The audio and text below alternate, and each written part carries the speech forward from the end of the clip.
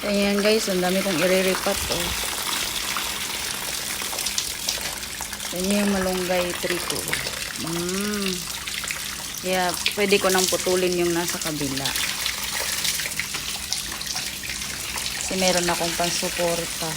Diba? Hello sa aking picture plants.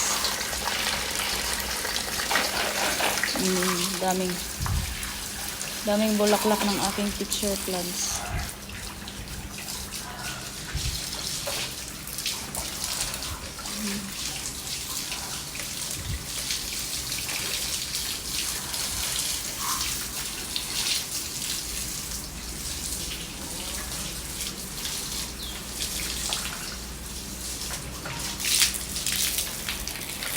Ito ang aking mga babies. Din-roaming ko yan talaga sila guys. Pinutol ko yung mga buhok kasi ang dami ng tangle. Pinutol ko ng bongga ng ganyan.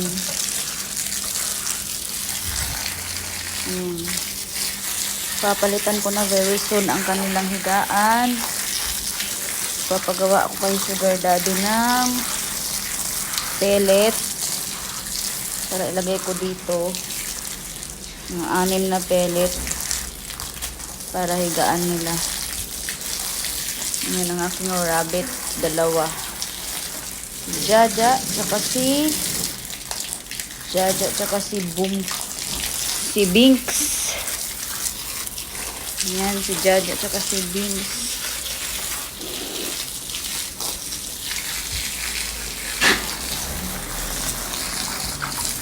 Lalagyan ko to ng sabon guys kasi para walang amoy. Ito yung aking fur baby's house. Ito yung mga fur baby house.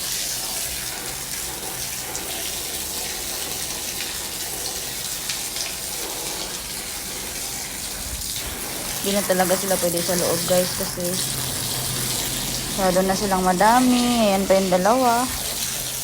Yung isa, palakad-lakad dun sa labas. Malamig sila dito kasi merong electric fan.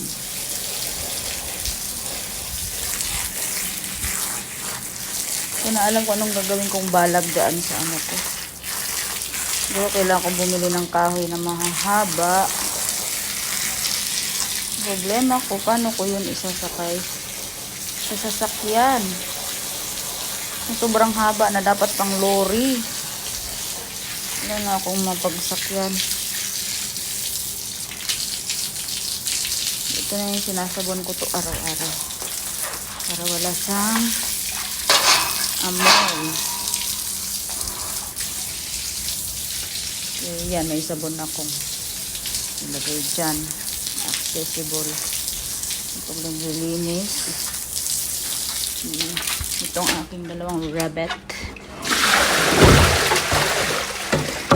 Ito isa sa access ng water ng mga doggies. Pinupuno ko to araw-araw guys. Para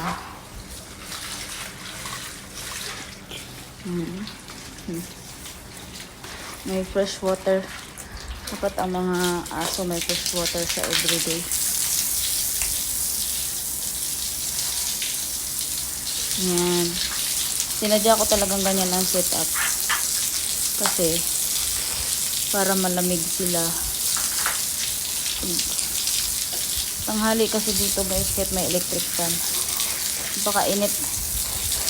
Napakainit pa rin kasi, alam nyo na.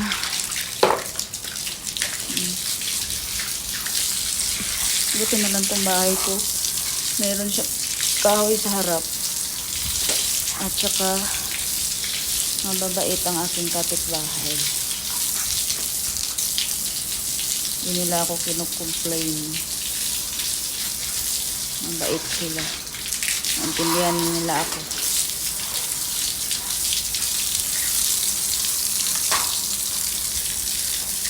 Pasok na dito, Pudel.